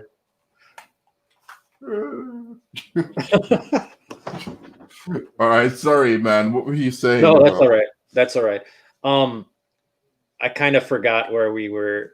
Ebony Maw. Yeah, Ebony Maw. It just irritated me how easily every single one I don't remember what he called them, but they just like every single one of them. They took Maw out like real quick. I loved how they did it. I loved the films.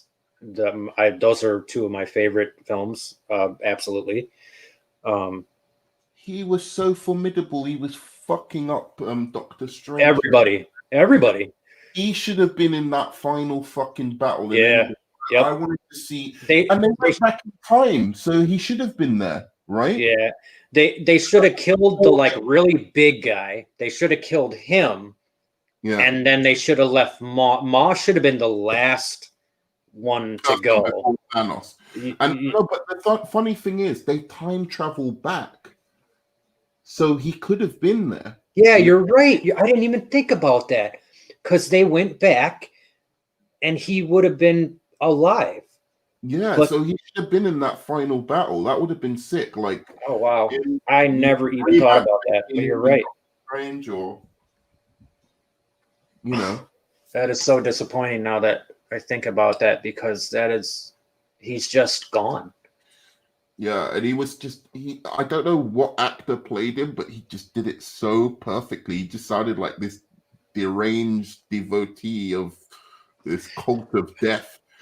It was a fantastic fucking performance. Like, as good as and Thanos is up there, but he just doesn't crack my top 5. I love Josh Brolin, and I love Thanos, and everything about him is great, and he was the final piece of the puzzle. But yeah, all they did was bring him in and take him out, so which also his plan didn't make much sense.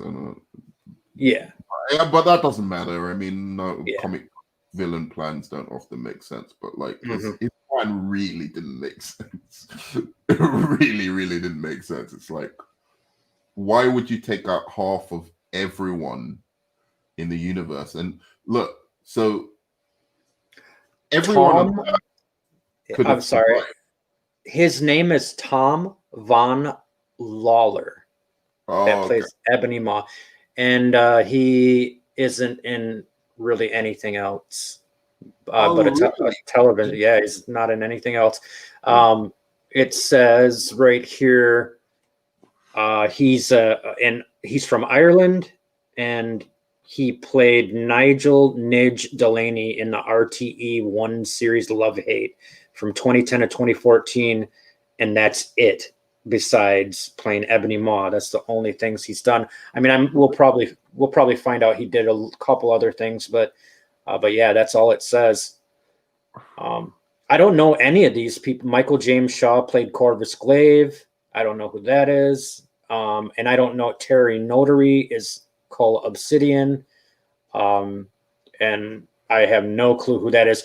The only one that I know who it was Monique Ganderton, and I think she played Proxima, but she's like a stunt woman. So then that's the only reason I know who she is. But yeah, the Thanos' crew, like none of them are known, the actors to play them. Strange, because he played the hell. I thought it was like some. Oh, it was great. Great Shakespearean character. He probably is. It's great theater, but I loved Maw out of all of them. I mean, he was the most formidable. Yeah, he wasn't taking shit in the beginning, man. He was just like fucking people up big time. Yep, I loved it. And like the other ones, the other guy, like Cole, just got knocked around. If we think about it, slapped around pretty much. He did some slapping around, and then Proxima had two. I guess they had two battles because they got Vision and tried to get the stone before and failed. So there's that. But really, I think they were kind of underutilized. Yeah. So that is my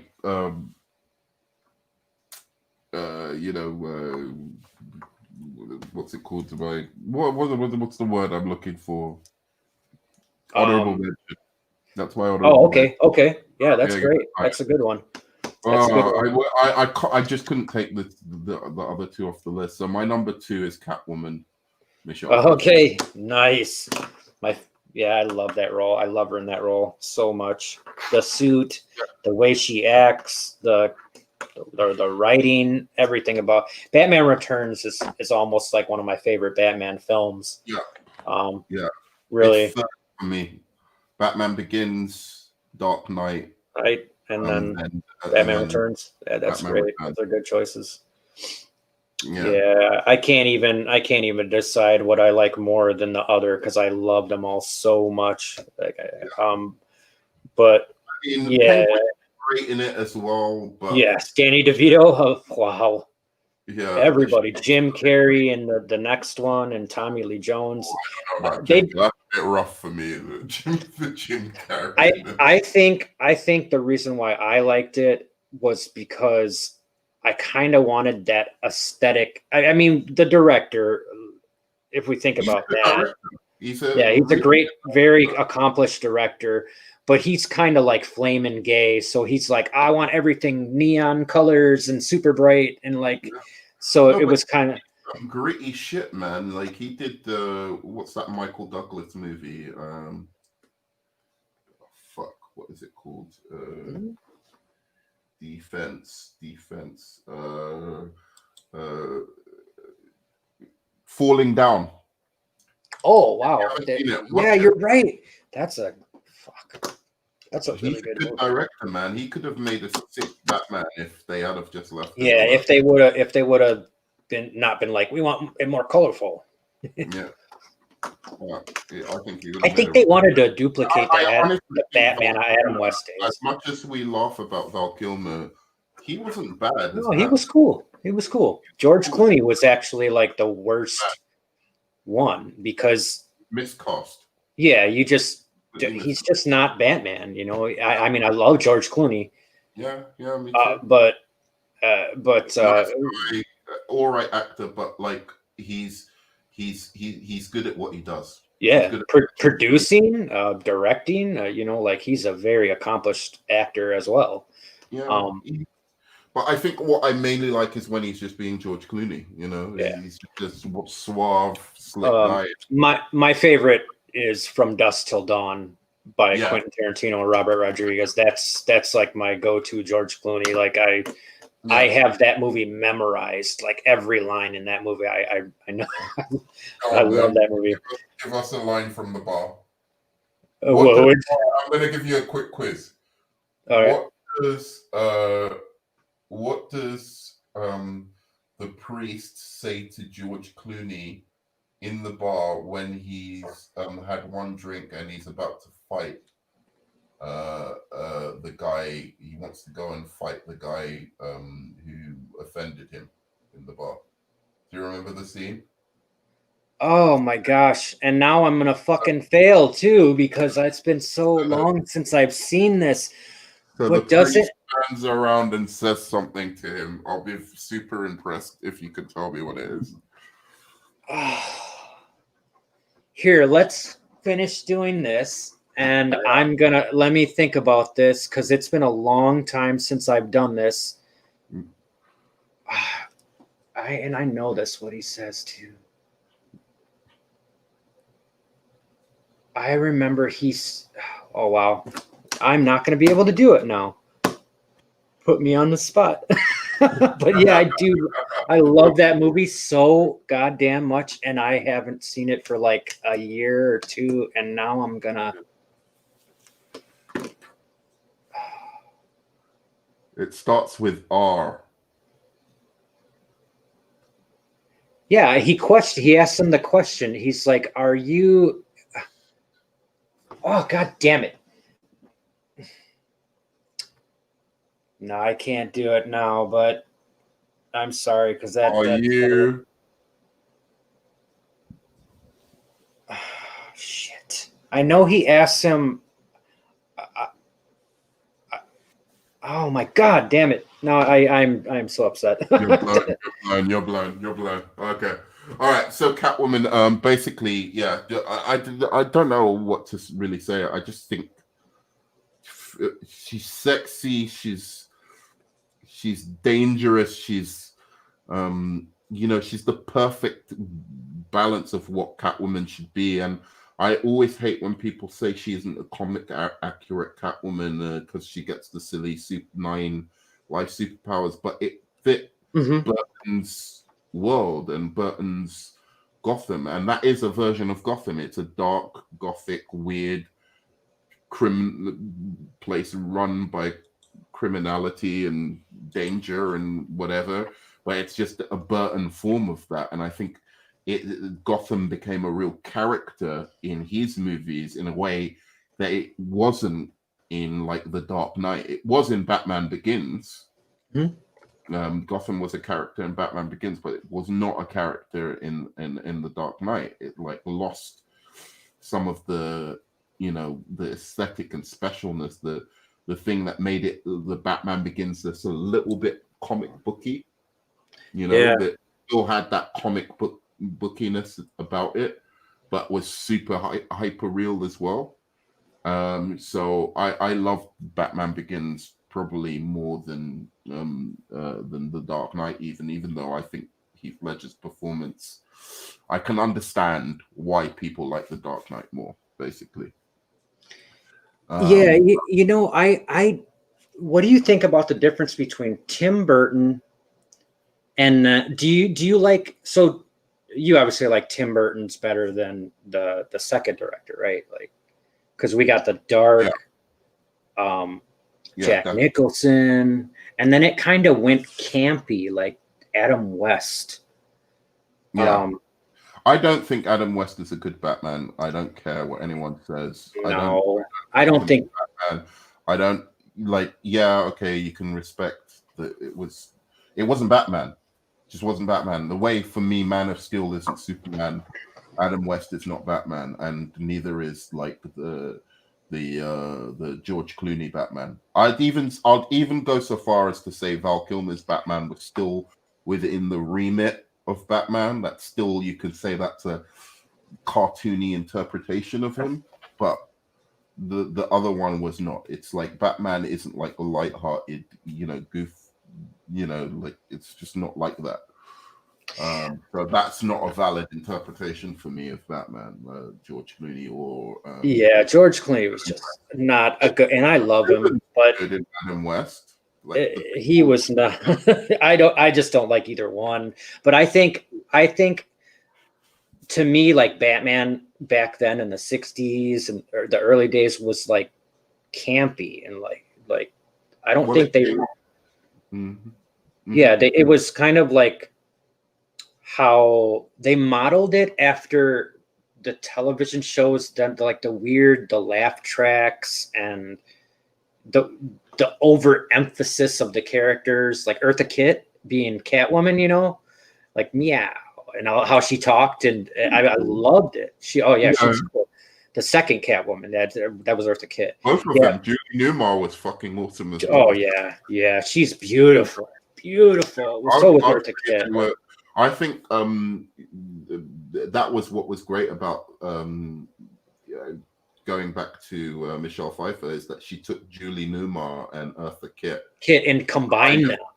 Yeah, took the best of both of them and really but made it darker and more like a little bit more grimy and sinister, but super fucking sexy at the same time. Like she was just everything, Great performance by her. Like I think it was better than Jack Nicholson's Joker. Performance, I would rank it above Jack Nicholson as Joker, even though amazing. Well, I was going to tell you, like you said, we started going that direction. I was going to tell you who my favorite Joker was at the end of this, but I think Harvey Keitel says, if I remember correctly, and it's been years since I've watched that movie. Now that I've been thinking about this as we've been talking, I think he says, "Are you such a fucking loser? You can't tell when you've won." And George Clooney, Seth says, "What did you say to me?" And what did you say to me? And Harvey Keitel says, I didn't question you. I made a or what did he say? I made a question. I didn't make a statement. Right? Is that I asked you a question? I made a statement. Yes, I didn't ask you a question. I made a statement. Are you such a fucking loser? You can't tell when you've won. And then he slams down the glass and he says, Jacob, you and I are going to have a drink. Yeah. You got it. Fucking love that movie, dude. But actually, he does ask him a question. So I've never thought about it before, but like, wait a second. He does. That is a question. Yeah, it is a question. He just, I think that he thought he was making a statement by asking him a question, and it would make Seth realize. Oh no, he said I didn't make a statement. I asked you a question. Yeah, I didn't make a statement. I asked you a question. Are you such a fucking loser? You don't know when you've won. Yeah. Oh God, that's such an awesome movie. Yeah, Quentin Tarantino is like really. Quentin Tarantino is like one of my biggest heroes of cinema. I mean, the guy worked at a video rental store and just talks so much shit. You know, he's amazing. But so okay, what's our number ones? My number one. Wait, drum roll. Do you want to go first, or do you want me to go first? Whose turn is it? Isn't it yours? Oh yeah, I would have been leading. But if you want to go first, it doesn't matter. But I will if you. I might steal yours though. You're probably gonna regret this. I've probably stolen yours. Okay, number one. I've already mentioned him. The Comedian from The Watchmen. Oh God damn it! That's a goddamn good one too. But that was not my number one. But God damn, that's a good one. I kind of took the Joker from another route, but I always Jeffrey I saw that, Morgan, man. As soon as I saw that, I was like, that guy could play either the Joker or Batman, and it would be fucking awesome. And it would be the first Joker where you think, oh shit, I can see how he could take on Batman. Like, I think Jeffrey Dean Morgan would have been fucking awesome. Like the coldest, like his jokes were so on point. Like each joke that he made, like the dark, twisted nature of the joke, where it was like, you know, like that's fucking, you know what you're supposed to feel when you know like the punchline actually works, but it's really awkward to laugh. And I suppose the best version of the Joker that did that was actually Jack Nicholson's Joker, where he had like some really fucking smart jokes that were really dark at the same time. But Jeffrey Dean Morgan takes it to that next level in Watchmen, where it's just like, this guy's such a fucking creep. And when he kills that woman he impregnates. Oh my God, that's just dirty. But he's also really like, you know, cynically the heart of the movie as well. Yeah. It's like he's so nihilistic. He's become so nihilistic that even though he has some sense of what morality actually is, he just thinks the world's such a joke that a moral being can't even live in it. Yep, so, and it's perfect. It's perfect. The name says it all. It's just so perfect. And his performance, you know, again, what a fucking great performance. My second favorite performance in the whole movie. I think Rorschach still edges it out a little bit for me, but like I wish he was in the movie more, to be honest. Like as soon as the comedian's out of the movie, I feel like the movie takes a little bit of a dip in quality. Even though it still stays really good, but it's just a tiny dip in quality. Did you see the Watchmen series, the sequel? Yeah, I saw some of it, but was he in it? The comedian? No. Okay. What you didn't finish it, or you just seen some of it? No, I saw the episode with Dr. Manhattan, and I saw the first couple of episodes, but I didn't watch the whole series. But I want to. Yeah, you definitely should. It is very enjoyable, and they didn't shit all over the good things about it. Yeah. So it was very very good. Zack Snyder did an excellent job, and I think they did. He's great. Yeah, he did. There's no better than Zack Snyder's Watchmen. Really, I mean that's and the extended cut, dude. Oh yeah, fucking incredible, man. With the page to screen is it's just like, oh wow. We could read the novel, you know, we could read the book and watch the movie at the same time, and we could pretty much go right along together. You know, it's so awesome. I just want Zack Snyder to do that in the DC universe. I want him to literally just take like something like Red Sun and just do it panel for panel. I could totally see him now doing the Button. Have you read the Button series? No. But with Jeff Johns. Yeah, do you know what that's about? Yeah, I do. I want to read it. It's pretty good. Like the all of that, like where the Watchmen, the DC universe. I want to get all of it.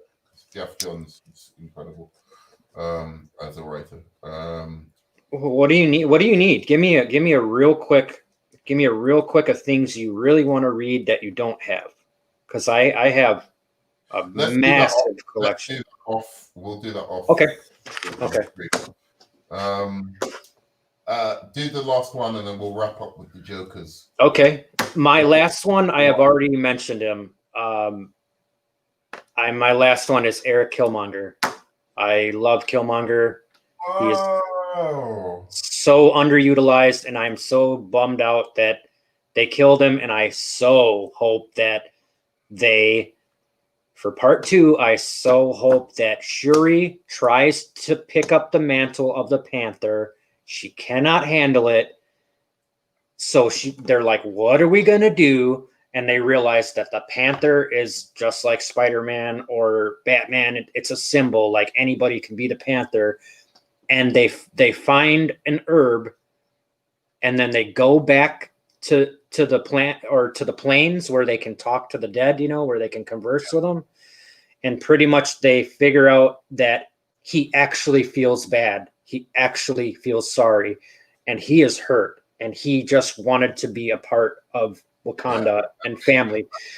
Yeah. So they either go multiverse, Pym particles. I don't care how they do it. It just has to make sense.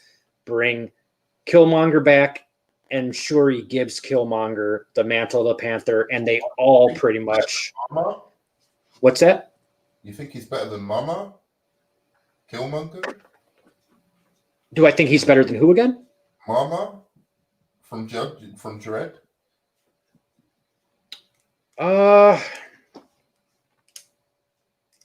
No, that's a tough question. And what about what's his name? I suppose because he gets killed early, so he doesn't quite get the amount of development. But I was going to say Crossbones, Ulysses Claw. No, I would much rather. I like Claw more than Killmonger, but I think that with one we have the other, because I think they kind of come together as a pair. They were a good combo. I wish they did. Yeah. I wish he didn't do that. He did him dirty, but I mean that was the plan. He knew what he was going to do the whole time. That's the only reason he even looked for Killmonger, or Killmonger looked for Claw, so he could kill him and bring him to Wakanda. That was the whole plan. If I'm right, was Killmonger? One thing I do like about Killmonger, because he's not one of my favorites. I'm going to be honest, but one thing I do like about him. Is that I thought the performance was great. First of all, I think Michael B. Jordan's excellent in pretty much everything. He's a really good actor. Yeah. The second thing is that what was I going to say? I liked that there were things I didn't understand about the character and how he grew up.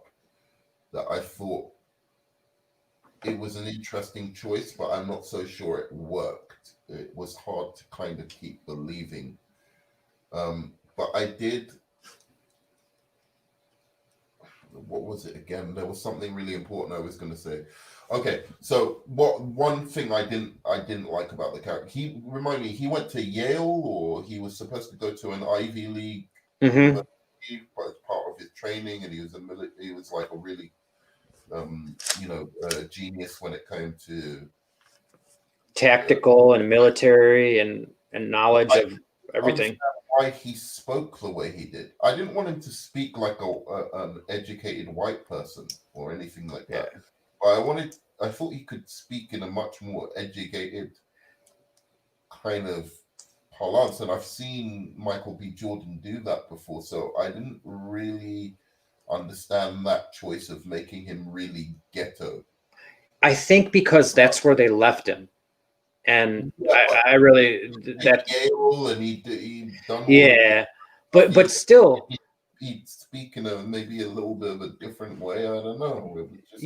That does make a lot of sense, but I just think he was like, okay, like he thought I don't know. I think like the "Hey Auntie" and the whole how he did speak. Hey Auntie, I'm like, what the fuck? I think that was just cockiness, because really that wasn't him. He didn't speak like he's, kind of hood or ghetto or anything like that, really.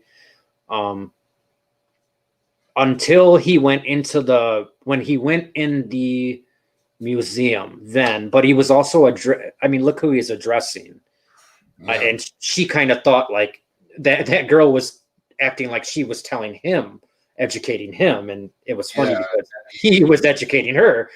It was such an awesome scene. I loved it. That was an awesome scene. I did like him. I liked the fact he was serious. That was what as opposed to other Marvel, villains that are always like Loki, they're very jokey, busting jokes, and all of this. I liked he played it completely. See, even and that's what I liked about the dynamic between him and Ulysses Klaue, which is Ulysses Klaue had a kind of humor that was very different from the Marvel universe usually. So it wasn't like so. Yeah, Klaue, I just made it rain. That was so funny. So he had funny lines that weren't like expected in the same way as you usually get from Marvel movies. So I like Ulysses Klaue. A little bit of a darker humor than you're used to in the Marvel universe. And then he was a perfect counterbalance to Killmonger, who was like mission-oriented, serious. I did kind of feel like there was aspects of his mission that I didn't agree with, but I didn't find it completely villainous as well. Like, really, isn't he got like somewhat of the right idea? I mean, if you think about it, if a bunch of Americans were being fucking treated awfully in, somewhere in Africa or somewhere in the Middle East, you'd expect the American army to come in and like fucking deal with it. Like, especially, if it was a lot of them, right? Yeah, and the crazy thing is, didn't he work for that like black people and brown people are being mistreated in America, and that's what he felt. And he's like, Wakanda should do something about it, even by force. Why is that a bad thing necessarily? I don't. Yeah, I never really understood. I understand if you're just wanting to go in and invade and destroy everyone and kill everyone. That's bad. It's kind of funny because isn't that what his father wanted to do too? He like wanted to share the tech, the weapon tech, with like soldiers and United citizens, or like people that were getting against like the police in like Los Angeles, or I can't remember where exactly they were, but that was the whole plan. Like he was like, we can, our people shouldn't be treated like this, and we can do something about it. And I think that's why he killed him too, because he wanted to take the technology from Wakanda and give it to like the Americans, and share it with like blacks and people around the world. How's that bad? You know what I mean? Yeah, it totally makes sense. It does. I'm sure a lot of Well, I'm not. I think that's why we can sympathize with these. Why we can put ourselves in their shoes, because I would want to stand up for what's right if I could. So that's why, it's a really hard choice. But I guess little too much of a sympathetic. Like there's a point where I think all of these people are too sympathetic. I prefer my villains a little less sympathetic, I guess. But he's a good one. That's a great choice. See, I want to relate to an anti-hero. I don't want to be sympathetic to a villain. Do you get what I'm saying? I kind of want to be able to see where they're coming from and be able to like we just did. I could see how that could happen, because I think I would kind of I would do that too. But the whole militarization of the hood or something, I wouldn't be for that. But no, I mean, you don't want to go to war with it's unnecessary.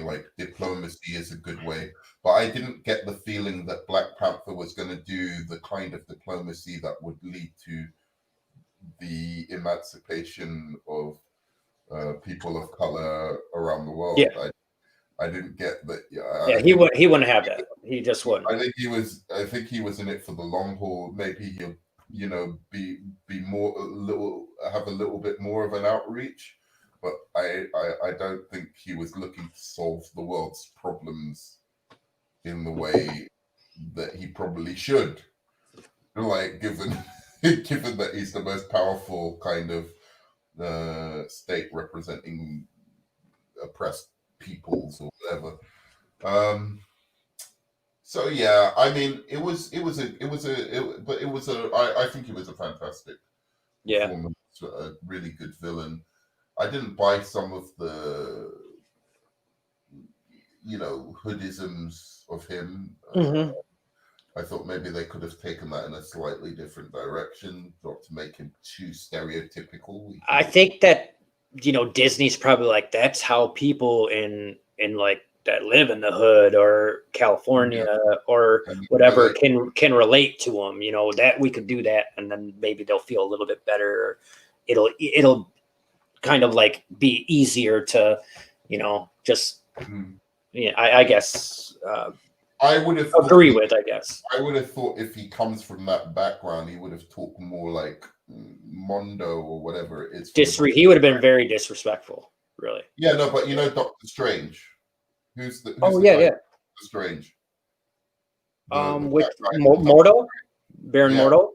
Yeah, I would have thought he'd talk more like him than. Yeah, Mordo is educated and he's been trained, and he's not just gonna be so free with his words. But I really think that was the one thing about Killmonger that kind of took me out of the feeling that I like this guy. I don't want everything cool about this guy and everything I like about him to just kind of be relegated to the way he talks, depending on who he's talking to or where he's at or where he's from.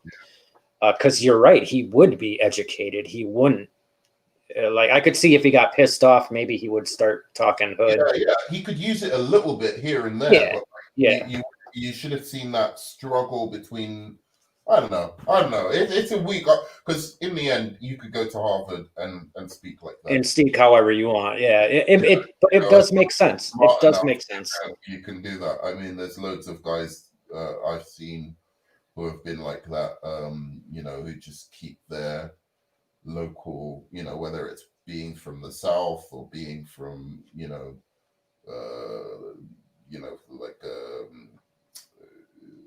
working class backgrounds, they still keep their way of speaking while going to Ivy League schools, and obviously there's nothing completely unrealistic. I just thought, maybe you would have lost a little bit of it.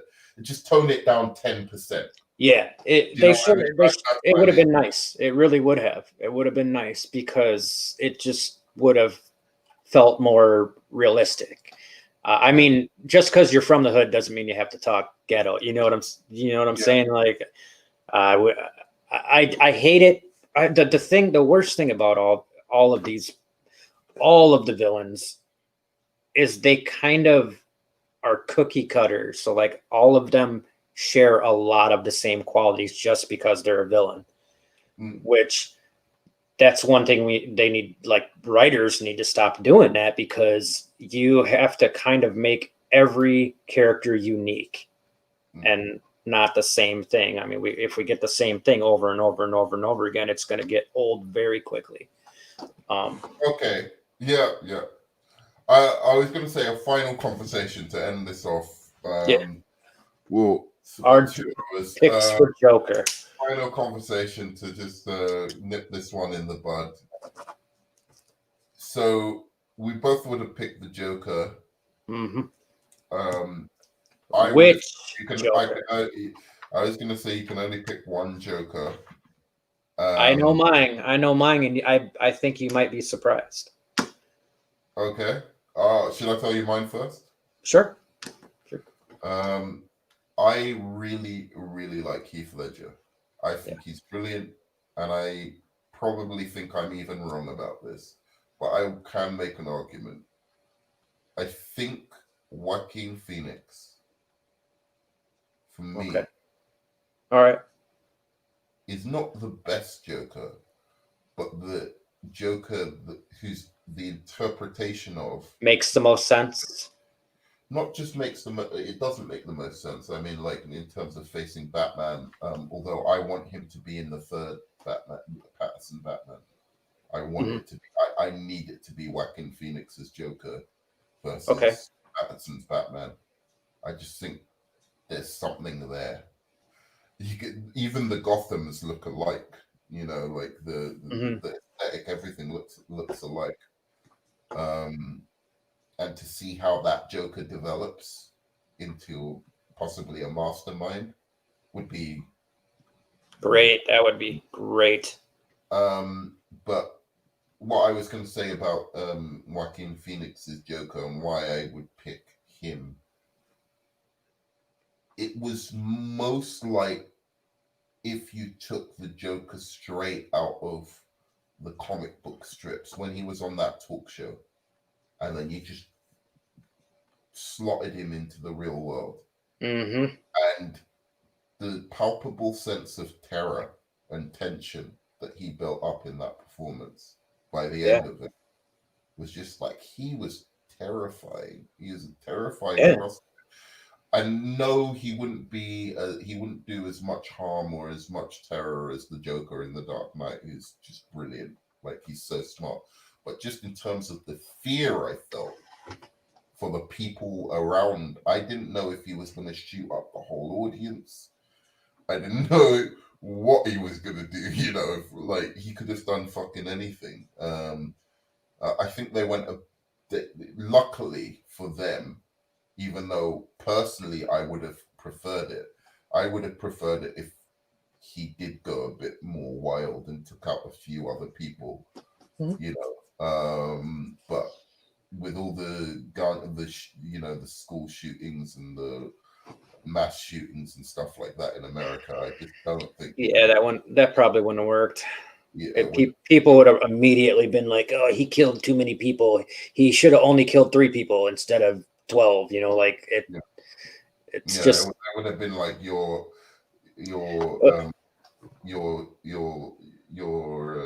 what's it called? Using or taking advantage of, manipulating, I guess, kind of imagery that is, very much actually upsetting, distressing. So I don't think they could have got away with it, but that would have been the Joker. That would have been what the Joker would have done. So, but yeah, even just him shooting Murray, just the way he did it, it was just shocking. You knew what was going to happen, but it was just absolutely shocking, absolutely terrifying, and it was a great performance. And I love Heath Ledger. I guess where I would put it is, I think Joaquin Phoenix could have done what Heath Ledger did, but I don't think Heath Ledger could have done what Joaquin Phoenix did. I guess that's the best argument I can put for it. Yeah, that makes a lot of sense. I mean, they're right there together. Yeah, you really couldn't do like you're saying with the shootings. We can't use that for the character development of this character, but we could definitely everything like how he moves, how he talks, how he laughs, how he reacts, like these are all like very believable, you know, from a mentally disabled person or a crazy person or someone who's pissed off or not unhappy or not happy. You know, it's completely relatable. I guess that was the best thing about it. It was a great movie. I really liked it. Yeah, the only thing I did not like about it is how people like were kind of acting like it glorified it didn't things, and it didn't in any way. I mean, it's kind of like a cautionary tale, you know, like absolutely. It's saying what society should stop doing in order for people. Yeah, exactly.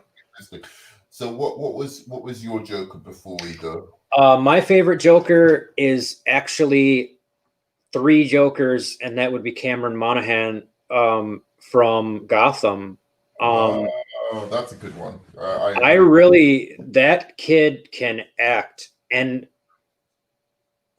the first scene where he becomes the Joker in front of Gordon, and his father is there, and he talks about his mom, you know, and how he's like, you know, and he like went from one corner of the room to the other corner, like, and just like elevated things so many times, and it was like the joke he says, the bitch was always going to get me in the end. Yeah, he was so good, and it was very chilling how did they hide that he was going to be the Joker? No, they weren't. They did not plan that out at all. It just kind of happened, and then it's funny because then they killed him randomly, it was. I'm so sorry. You haven't seen Gotham, have you? Have you seen it? No. I was just quickly gonna say that before the episode aired, because I thought you didn't understand my question. Okay. Before the episode aired, did everyone know that he was going to be the Joker? No. Yeah. Or the Joker kind of. No, nobody. He was going to be Jerome, and like it was just a shock to everyone, because it was a shock to me when I saw it. But I thought maybe it was announced that no, not at all, not at all. New interpretation, new character, and that's why I think it was great. So then they took the different parts and aspects of the character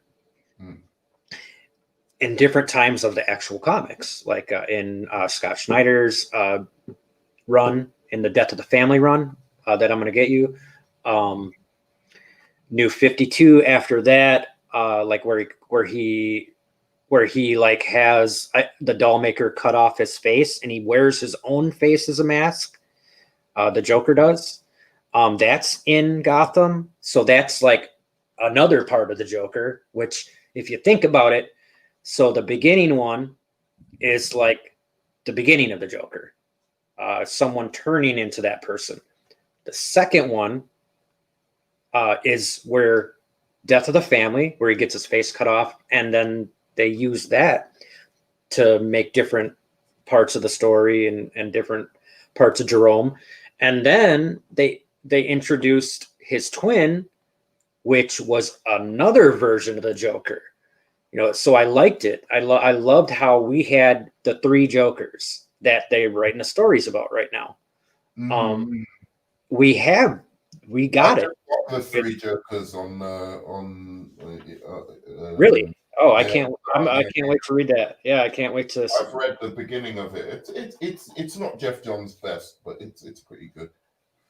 Well, there's two more. There's two more. I haven't read the complete thing yet. Oh, you gotta. It's pretty like that shit will like you're reading it and you're so into it, and then at the end it just kicks you straight in your nuts.